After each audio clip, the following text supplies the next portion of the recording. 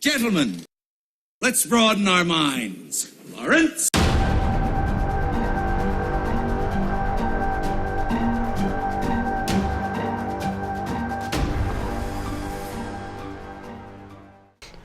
All right, so let's move on to the big story film for of the this, probably the biggest film of the month. Yeah, surprisingly. Yeah. Okay, so Finding Dory. I'm gonna say I'm eating a little crow here on this one. Pretty good. Okay, what would you give it? You're not going to agree with me on this, but like an 8.5. Okay, I would give it a probably a 7.5. Okay. Grade wise, ooh, I'm gonna get hate for this. B minus, C plus. I'd give it a B plus. Okay. Like You if tell Finding me. Nemo is an A, this is a B plus. Finding Nemo to me is an A plus. This is a B minus. Okay. I just want to say something really quick. I recently, on one of my social media pages, I put, it was okay. Just flat out people going, oh, you fucking hate kids movies. No, I said it was okay. I didn't say it was a piece of shit. I was okay. That's the thing I hate about Nerd. Yeah, because I was there with you when you. If you don't, you either have to love something or hate it. There's no middle ground anymore. There's no middle ground. People take things so seriously. They take it to heart like you're attacking them because you have your own opinion. But that's neither here nor there. It's just it's really interesting to see the reception on this film and how people react to it and how people react to people's reactions on the movie. I thought that this movie was pretty fucking good.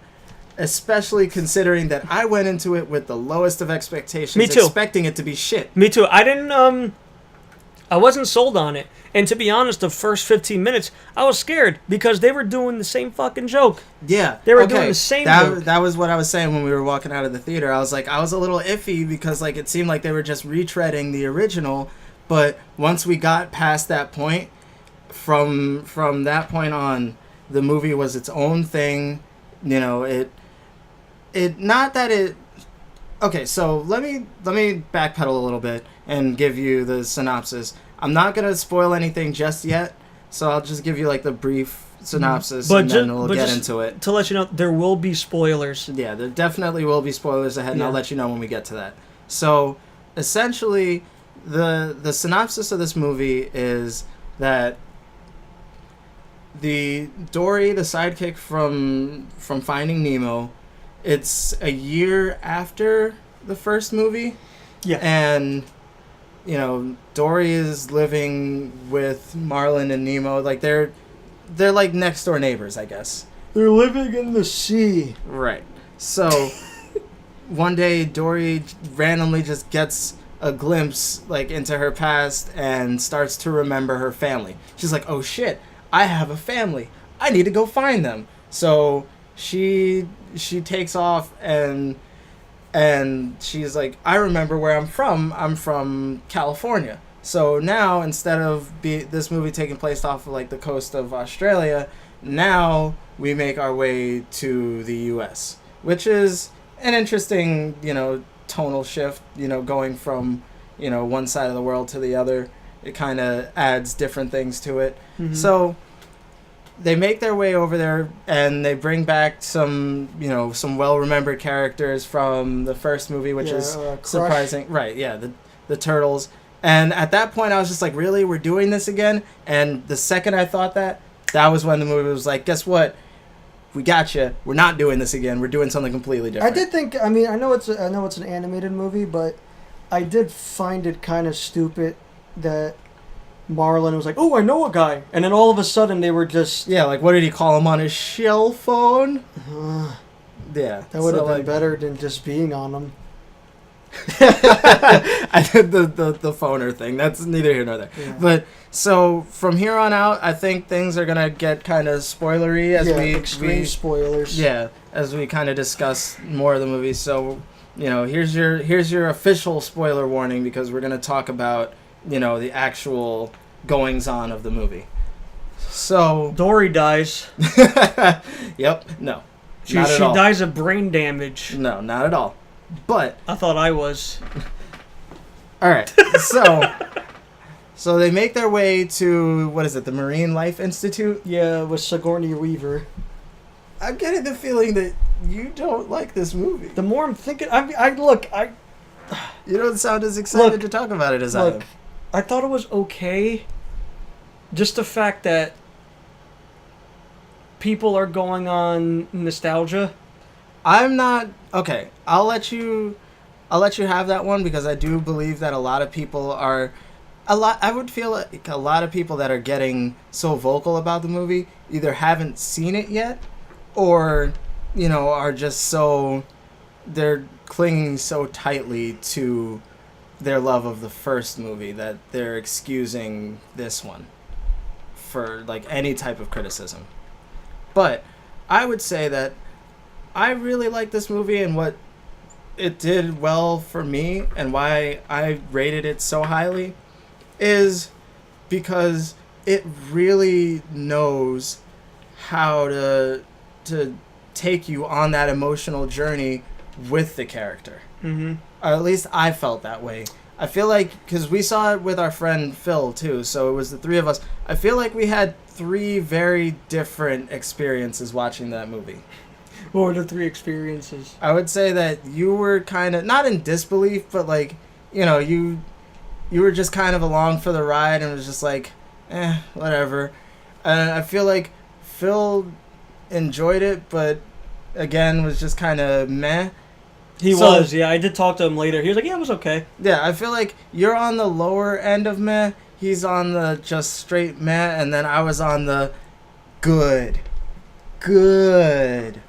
Because I could see you guys like out of the corner of my eye while I was watching the movie, and I was talking to both of you because I was sitting in between the two of you. So like I could kind of gauge where you guys were at with the movie, and it was not where I was at. Yeah, I was. There were a lot of jokes that didn't get over, in my opinion. Remember when they met the parents? I went, oh. Yeah. I probably ruined like a bunch of like Little kids' nights. I was sitting there and like Mom, Dad. I went, oh. Like wouldn't it have been more interesting if her fucking parents were dead? Yeah, because when she finally gets, backpedaling. Okay. Synopsis, story, right. So, when they finally get to the Marine Life Institute, Dory actually gets like picked up and taken inside. This movie does kind of have a bit of like a anti-pollution conservation kind of feel to it a bit. Yeah, of course it does. For a little bit. Because she gets caught up in like the soda can rings or whatever. Yeah, that was... So that was like the reason that the Marine Life handlers picked her up and like brought her into the institute, because they were like, oh, how poor fish, let's rehabilitate her or whatever. So they bring her in, she goes on this whole journey. I feel like the best part of this movie was actually Dory's relationship with Hank the octopus, I did like that character. Septopus. I did like that character. Apparently lost a leg to a child. That was Ed O'Neill. Yeah. Yeah, from Married with Children. Yeah. That was a good character, and I love the animation with that. I thought that was really, really good. Yeah, that's something I wanted to talk about. Finding Nemo was 13 years ago, and you can tell, all of the advances in technology that we've made in that time. Like, this movie looks amazing. It does, yeah. Really, it was really made by good. Pixar and Skynet. I can't remember. I'm sorry if I'm cynical. It's just like I'm thinking more about it, and I have something to say that's going to piss off a lot of people, and I don't mean to piss them off, but it's just how I feel. But go on. No, I was going to say that, so Dory and Hank are going around the whole institute trying to find her parents, and when they finally make it to the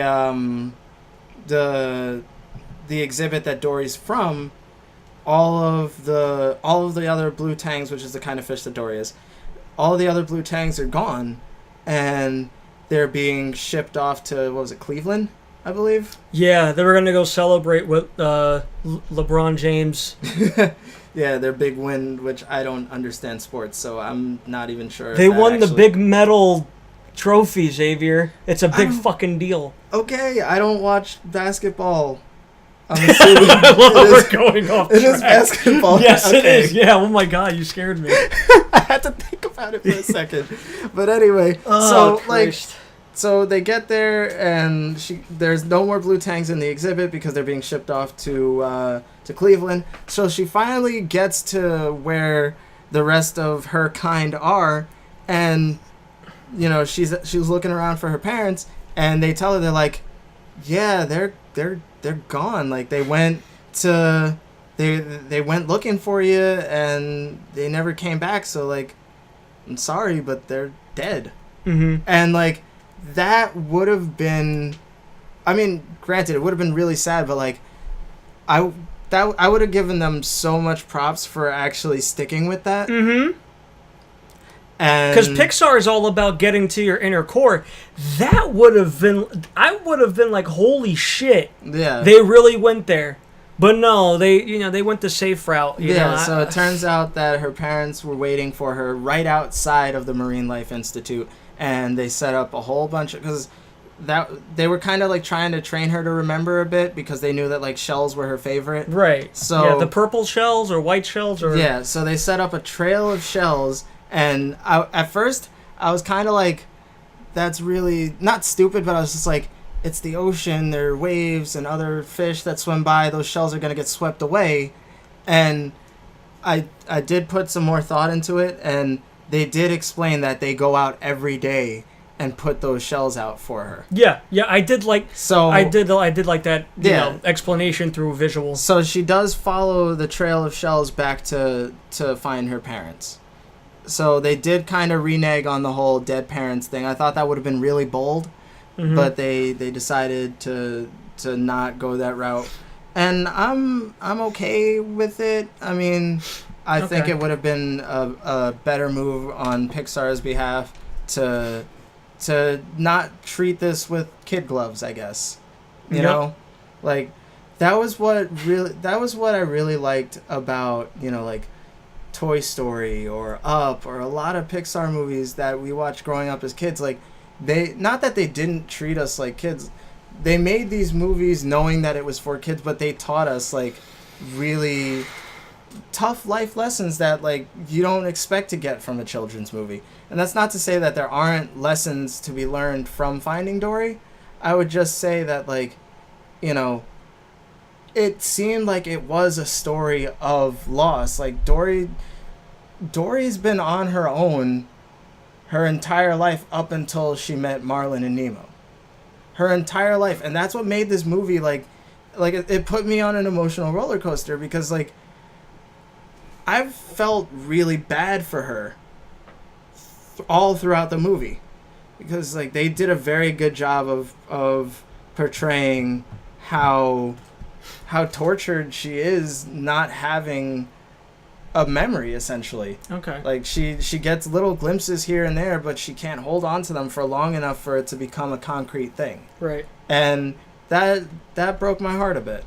Okay. So I would say there were moments where I was like, I even told you and Phil when we were walking out, I was like, there were times where I was like, do I cry? Like, I feel really sad. This feels like a moment where I should be crying. Should I cry? Do I cry?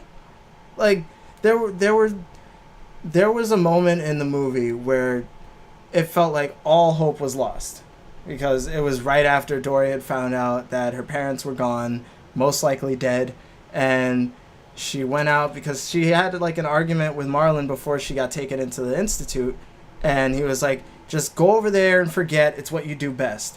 And like she made her way out of the institute, and she was just like basically just on the cusp of like giving up, and that really had me feeling down. Like I kind of like it was, I would say that scene is up there kind of with the opening scene of Up. Like, not that it was as sad, but like it really like tugged at the heartstrings. Okay. So that's what I'm saying. Like, this movie did do a lot right, and it did a lot well. Okay. It looked great. I thought it told a surprisingly good story that I wasn't expecting from a Pixar sequel. And I would say I'd say I recommend it. But that's not to say that this movie isn't without its faults. and I want to get into that because I feel like this would probably be something we can both go back and forth on. Okay. Because I had a really positive experience with this movie. I had a good time watching it. It's just like it wasn't perfect. Right. I'm not saying it's perfect. I don't think it either. deserves that 95% on Rotten Tomatoes. I wouldn't say that either. I would, like I said, an 8.5. So what, an 85%? Yeah, 85%. Okay, so Here's... I'm going to sound like such an asshole, but this is just how I feel about the movie. Remember, it's a movie. I think Dory is fucking annoying. Okay. But in this movie, I did feel for her. Like I said, in the first 15 minutes, I was like, are we just going to do this joke over and over and over again? My other gripe with it is the Institute. That's where I was going to go with it. Here's my issue. You're in the ocean. There you go. That they had all that space and things to play with, but yes, they decided to they decided to do a Toy Story 2 and keep them enclosed. Yeah, that's a good point. Look, if you love, I like the movie. I'm not saying I hate it, but it's just like, they ended up in the Institute, and I was like, okay, I guess we're gonna spend our whole time here. Yeah, like it's kind of retreading the whole Nemo and the fish tank thing. Granted, she was a lot more. You're fucking Pixar. Yeah. You have some of the most brilliant, imaginative minds out there. Do something different, man. None of this enclosed shit anymore. Once again, you had the whole ocean. You had, I do give them credit. They had like a different shark and a different whale, and they had the seals, I think. Mm-hmm. Yeah, they had those animals, but sea lions. Sea lions. There you go. It doesn't apparently. Yeah, I'm not what's the science? I'm not a marine biologist, Xavier. I'm sorry. But I was gonna say that was one of the issues that I had with this movie too. Granted, Dory was a lot more mobile because she had Hank, so they could actually navigate around the Institute a bit because they did actually traverse the entire Institute. Yeah. While they were there, they did, but it felt. It felt contained. Felt enclosed. Yeah, it felt enclosed. I wanted a wider adventure. That's all I wanted. And essentially that's what we got with the first one. You're right. And the whole point, because I was reading up on it and I watched a few, videos here and there since we saw the movie. The whole point was to bring the focus in on Dory and center around her feelings and how she deals with this disability that she has. And we'll get to that because that's something I definitely want to talk about as a gripe.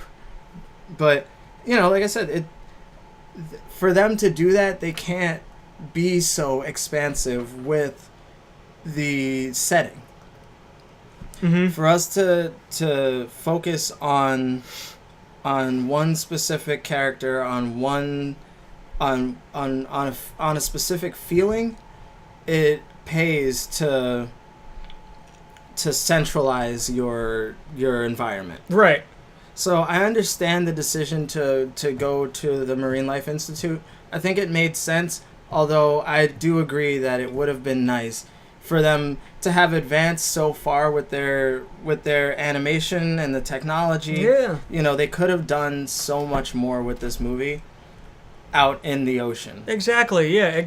And the fact that it was finding somebody again. Right. That's what really got to me, too. I'm like... So, I would say, after seeing Finding Nemo, I never really thought that it needed a sequel.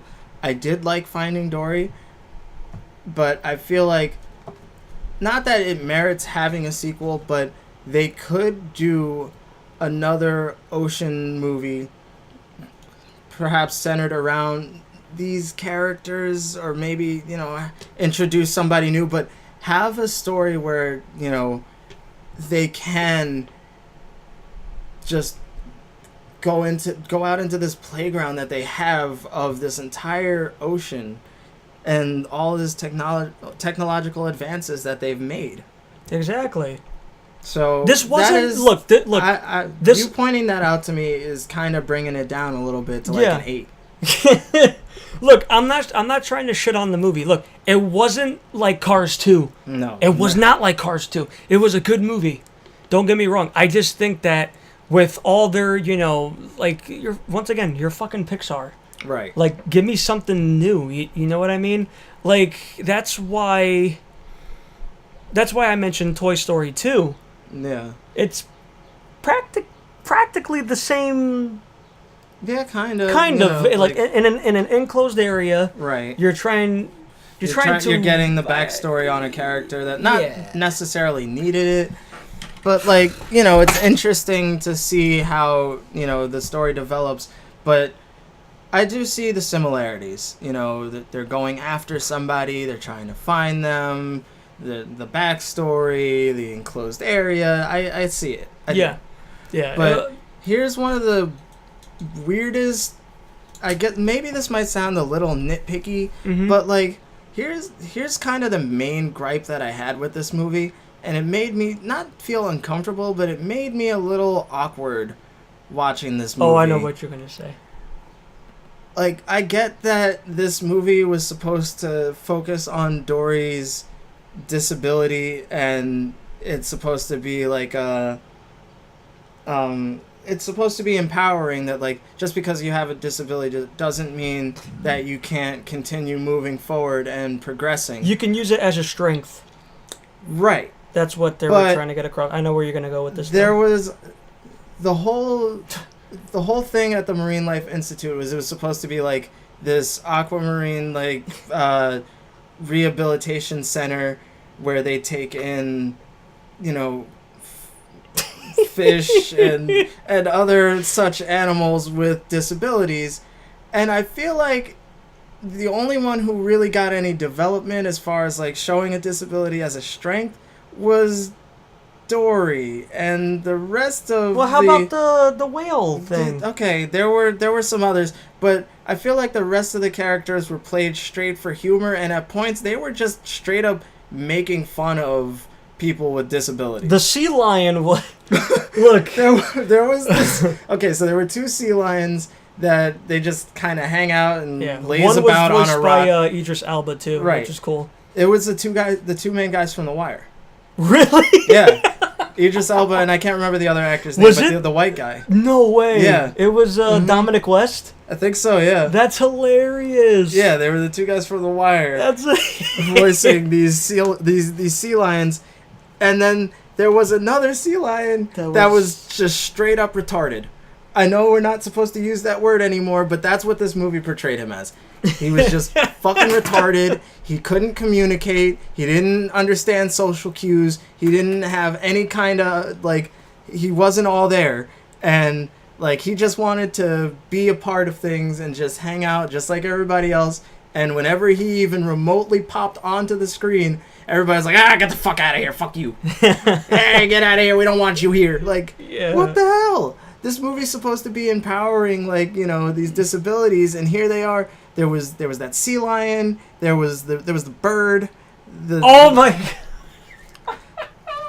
Like, it was kind of funny, but like it made me feel a bit uncomfortable because it's just like, I feel like this is really insensitive. By the way, I'm not laughing at disabilities. I'm laughing at the way Xavier, because like we were watching it, and Xavier was like, "Oh," just like they're like, "Oh, we can get you in there," and then they call this bird, and it's just like it's all whacked out and fucking like it. I cannot put into words how insensitive it felt like they were treating these characters with disabilities outside of like Dory and her other couple of friends. Right. But even still, like there was this nearsighted whale shark. Was it a whale shark? Yeah, named Destiny. And wasn't it a tiger shark or was it a whale shark? Oh, whale yeah, shark. okay. And her whole gag was that she couldn't really see, so she'd be swimming around in this enclosure and just fucking bumping into everything. Blindness is funny. It's funny because she can't see. And then there was like this neurotic beluga whale who like didn't believe in himself and like he was really pessimistic and like cynical and just kind of a dick. And like I don't know, I felt like they were kind of doubling back on the whole empowerment thing, and it got to the point where it was just like, no, I feel like you guys are just straight up making fun of people with disabilities now. I have nothing else to say about it, honestly. I give it 7 cans of tuna fish. out of 10? Out of 10. All right, I'm gonna stick with an 8.5. Okay. Once again, guys, not a bad movie. I just didn't think it was, all it was hyped up to be. I would say it's it merits the hype that it's getting, but not necessarily to the extent that it's not better than the first. No, nowhere near as better as the first. But like you said, like I got emotional. I didn't really get emotional towards it. I was just kind of like. I mean, hey, to each his own. I would say that what they did well, they did very well, and there are some things that are a little off color and awkward, but it is a children's film. Yeah. But a children's film can be smart. Right. So I would say it treads that line, and it executed well with Dory and her main story, but the characters outside of that, not so much. Right. I would definitely say that I recommend this movie. Yeah, I recommend it too. If you have kids, take them. If you have like a giggly girlfriend, take her. Yeah. Because, they'll eat that shit up. All right. So, I think that's it for this week. Yep, that's going to be it. All right. So we'll check in with you guys next week. See you next week.